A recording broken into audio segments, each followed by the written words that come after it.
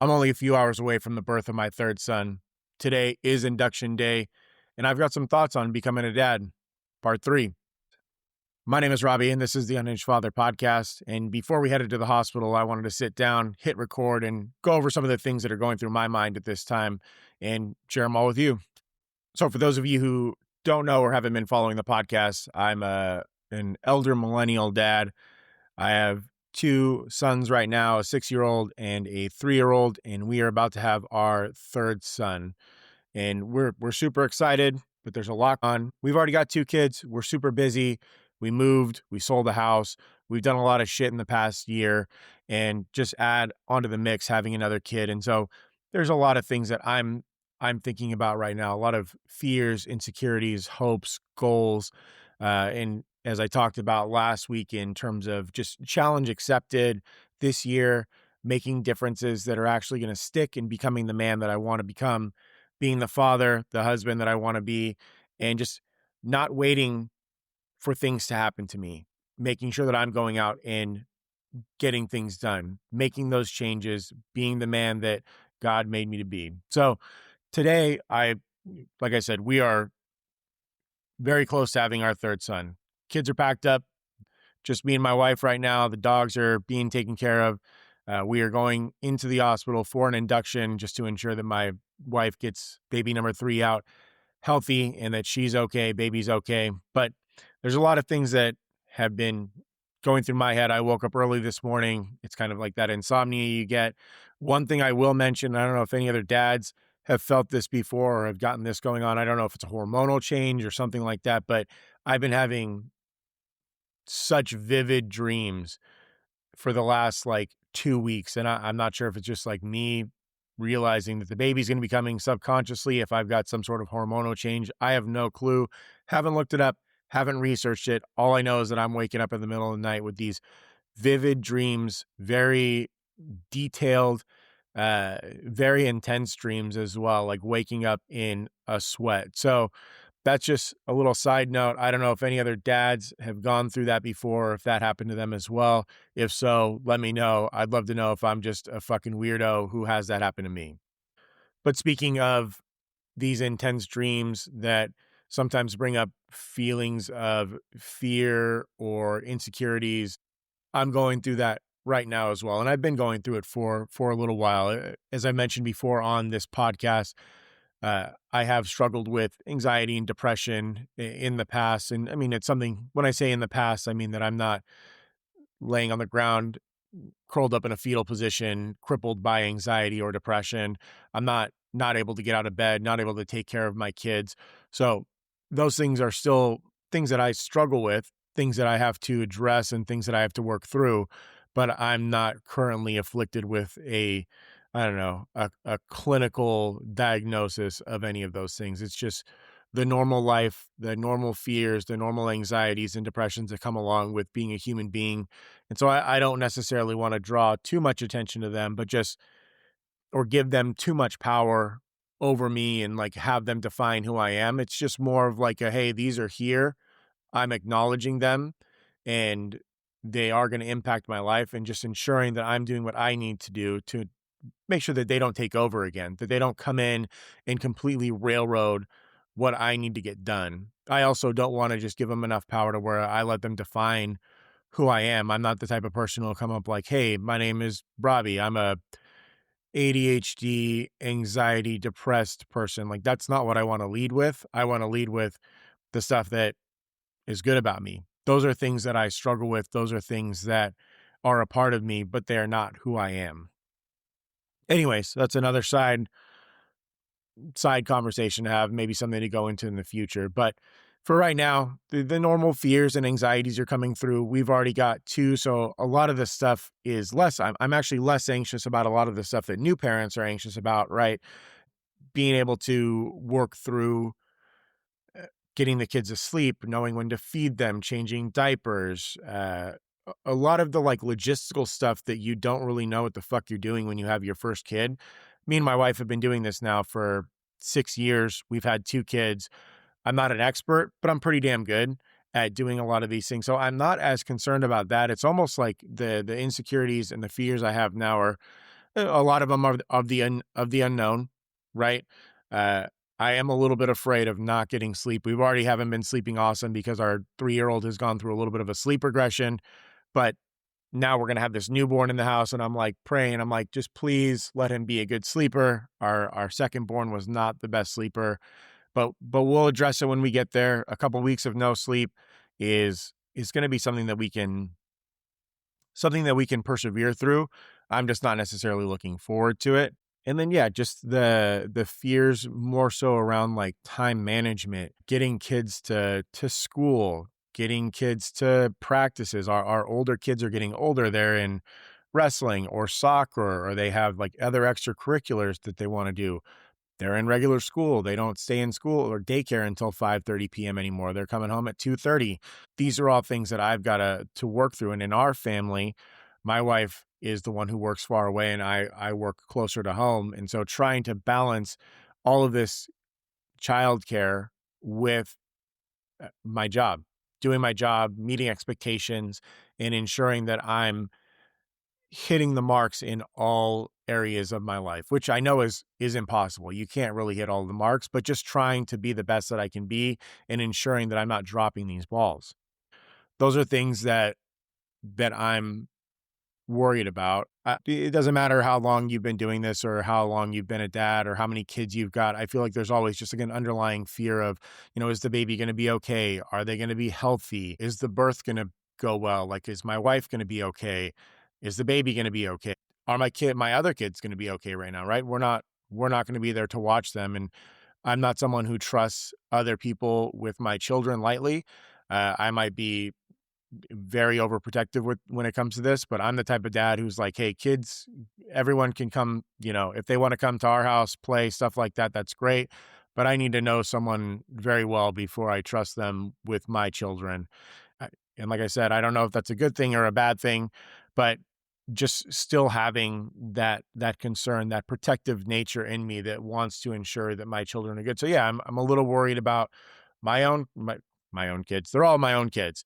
My 2 kids that are already here, how they're going to be doing while we're at the hospital giving birth to the third. So, and I won't be giving birth. I am unable to do that. I know it's 2025, but I mean, my wife will be giving birth and pretty much carrying most of the load for carrying all of the load for our family, and essentially giving us a third little blessing in a life that's coming in hopefully later today. So yeah, those are some of the fears that I've got and some of the concerns, the anxieties that are creeping in, balancing work, balancing kids, um, not getting any sleep while trying to do that. I also am going back from leave early because I'm splitting leave this time just out of necessity. I have to split my leave. And so I'm going to be going back to work probably still within the thick of like sleep deprivation. And that's going to be difficult as well because I've already had conversations with people at work, and um, I'll get into this a little bit later, but there's that concern for you that everyone's kind of got, like, I'm sure on a personal level, but on the business side of things, it's kind of like, well, are you going to be able to hit the ground running when you come back? What are you going to do to ensure that you're doing what we need you to do when you come back? Which I get, it's a business and it's, they need to make money. Corporations need to do well. So like, I understand that, but there's also like this, I don't know. Sometimes it feels ingenuine when they feign like, "Oh, we actually care about you," but in reality, it's like, "Okay, you're coming back. You're gonna have a 6-week-old, but you need to make sure that like you're in the office every day and that you're hitting all of these goals and making sure that you're doing what we need you to do." So I'll get into that a little bit later. What I wanted to also touch upon is, I think, just reflecting back on changes from baby 1 to baby 2 to baby 3 and just how I've changed. Now, I was a complete shithead when we had baby 1. Uh, I was not necessarily the best husband. I wasn't necessarily in the best headspace when we had my first son, and he really was just a kick in my ass that pushed me, along with a few other events that happened during his early childhood, that pushed me to either step up to the plate or to fail as a dad, as a husband. And I think that I was able to step up pretty well.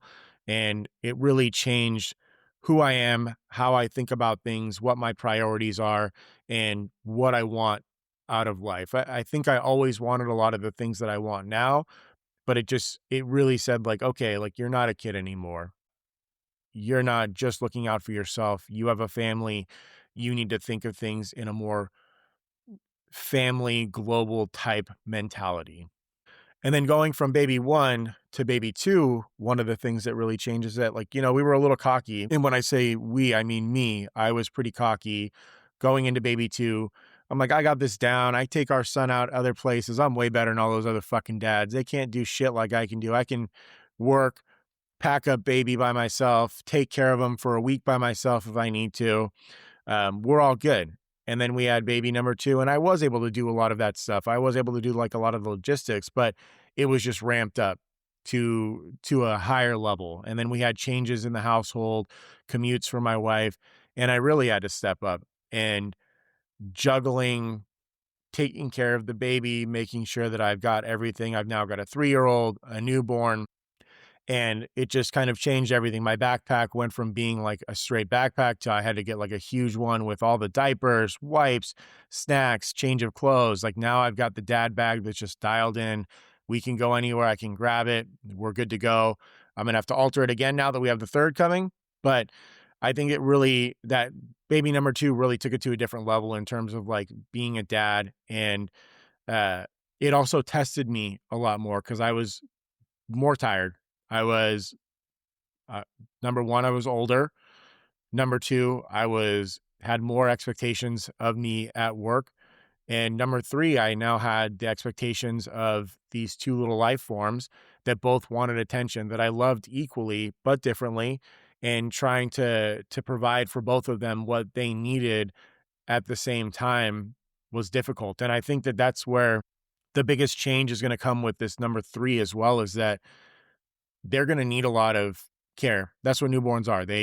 We've been explaining to both of our kids is that newborns eat, poop, cry, sleep, sometimes play a little bit, but that's pretty much all they're going to be doing. And we've just been really trying to drive home with the kids that, hey, we are going to be spending a lot of time with the baby. The baby's going to need a lot of our attention. And that doesn't mean that we love you any less. And trying to explain to them that, like, when you were newborns, we gave you this same love and attention.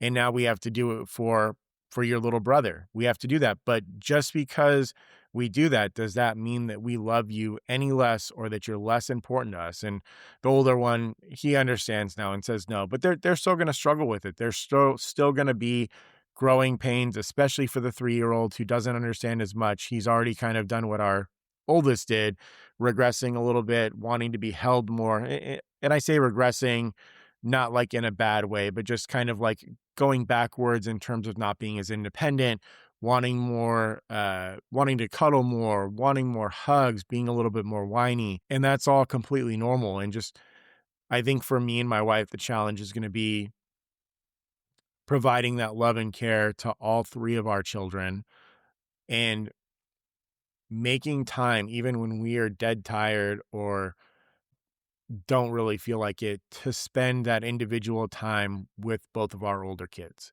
and making sure that they still know, even in this time of chaos, even in this time of not getting as much attention as they used to, that mom and dad still love them. And that goes into one of the core things that I think actually when you're raising kids is that love and affection. We talk about like this conflict between the old school and the new school, touchy-feely, hard-nosed discipline, stuff like that. You'll get a lot of times people that will say you're babying your kids or you're giving them too much love. And I will challenge that staunchly. I think that one of the things that causes the most tension between siblings is when love and affection from the parents becomes a finite resource. When there's only a certain amount of love and care and affection to go around to all of the kids. And then they start to compete. And not like in your normal, like, let's go race to that rock and back, or who's going to hit the baseball further, or any of the stuff that's like what I would call a normal, healthy competition between siblings, right? It's more so like I'm competing for the love and affection of mom and dad. I need to be better than my siblings in order for my parents to love me, in order for me to be safe. And I think that that's going to be the thing that me and, like I said, my wife need to ensure that we are providing that infinite love and care to all three of our children, regardless of we're able to do some of the other things with them constantly. So that way they don't feel like they need to compete with each other in order to win our love, in order to be worthy of our love. Because I don't want them to have that type of competition. I want them to be on a team together. I want them to compete with each other in a normal, healthy way that little boys will do. But I want them to know they don't have to do anything to deserve to be loved by mom and dad. So yeah, that's a big one. That's what's going to be changing, baby 1, 2, and 3, or what I've kind of noticed. And those are some of the big things that I need to ensure that we're doing when we have number 3 come through. And that's really going to come down to like the importance of prioritizing what's important to us, what is necessary, what needs to be done, what do I want in life? What do I want in life? What do my kids, what do my wife want in life? Like, what do we want as a family, and making sure that we're prioritizing that. And this is one thing that when I said I would come back to the work side of things, I've really been noticing over the last couple of years since I've become a dad. I used to be the guy who was like, yeah, work as a family and like everything for the cause, and, bleed for the company, do anything that you can for the corporation. And my my thought process has kind of changed on this a little bit. And I've had a harder time relating, especially with a lot of the men in my organization, a lot of the people that I work with, because a lot of the men in it are the main breadwinners. And in my household, it's a little bit different. Like my salary, my work is important, but we made the decision for my wife to go to graduate school to get a really good job. We have to pay those off. She was very ambitious in her career, and we decided to do that. And so for that reason, and because she works far away, I'm the one who takes on the brunt of the day-to-day care of the children. So I try to do that on top of the work that I'm supposed to do. And in my organization, a lot of the men are the main breadwinners and all they are responsible for. And I could be, it's not everyone, but a lot of the people that I've talked to, like they are the ones who are responsible for work, and the wife is at home taking care of the kids, doing everything that needs to be done for them. And in our family, it's a little bit different. So when I have these conversations with them, or like I say, like I'm going to be taking leave when my wife is, having her baby, they don't say it directly because there's laws in place to where they can't say stuff like that. But I get this vibe of like, well, what are you going to be doing? What do you need to be at home for? Like, what is the need for this? And I've been hearing stories lately of, missing birthdays and just like committing to the organization. And my thoughts have changed from just this, I guess you would say, my priorities have changed, where I used to envision like the company as like a family type of unit. Now I look at it more so as still having loyalty to the company and still doing my job and giving my best to that, right? I don't think that any of that has changed, but it's not this undying loyalty. My family is who I have undying loyalty to. My kids are who I have undying loyalty to. I work for them. I go to work for them. I do the things that work for them. And it's not necessarily the organization, but it's like the people at the organization that I'm working for. The organization, the corporation it's a corporation. It's not a person. It's not anything individual. It's an entity, and it's the people within the organization that I have the loyalty to, that I want to do stuff for. And so I think just like the priorities, this is one thing that I'm struggling with as well, is like, I know I need to work. I'm not one of those people who's like, oh, I just, don't need to work. I want people to take care of me. I need to work. I need to do well so that way I can provide for my kids and ensure that our family has a comfortable life. We can do what we want to do. Work, work to live. Work to live is where I'm at. But at the same time, if those priorities conflict, and I know that I won't be able to do everything perfect for my children, but I want to do as much as I can to ensure that they have a great childhood, that I'm setting them up for success in the future, and to ensure that I'm raising good men that will continue to be good men when they're older and can enter the workforce, enter society, and continue to, you know, propagate these values, propagate being a good person, have kids of their own, make them be good people. Like that's ultimately, at the end of the day, that's the goal of the human race, or at least that's what I think it is to make society better as we go forward, ensure the survival of the human race. So I may have gotten off on a couple different tangents there, but that's just something that I've struggled with in terms of like prioritizing what's important to me and what's important to my family and the things that I need to get done, and working to live, not living to work. And yeah, just that constant struggle. I'm sure there's other parents out there who feel this struggle, who feel like they don't necessarily, especially if you work in an organization where not everyone has kids. A lot of the people are younger. They don't have the same priorities as you. Just that feeling of being at odds sometimes with the needs of work and the needs of family.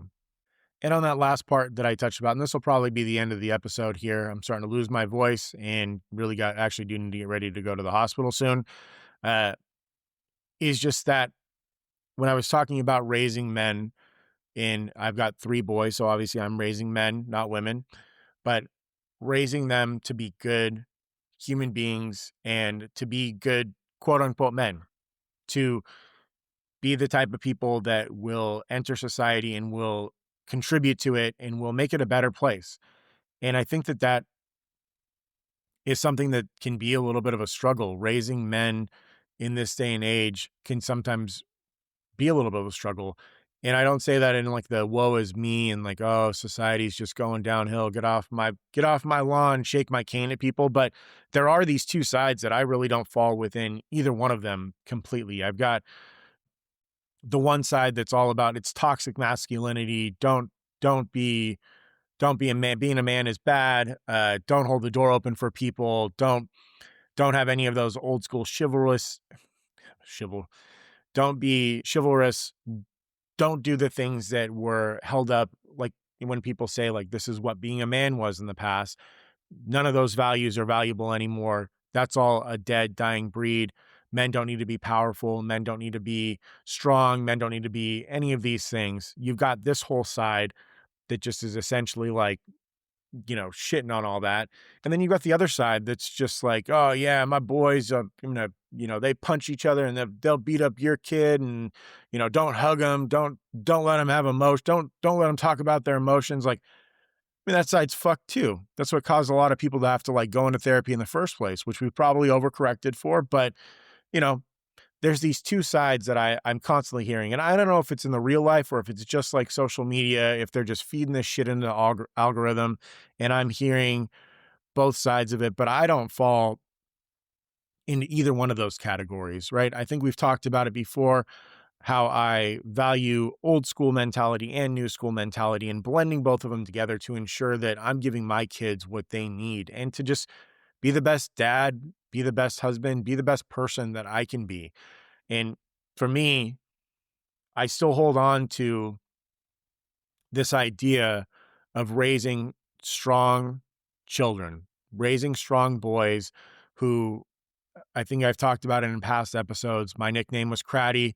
We call the boys, they're called the Cratty Boys. And we keep on telling them like, hey, Cratty Boys, there's 3 of you now, but like, what does that mean to be a Cratty Boy? And my eldest son, he's like, it means that you help people.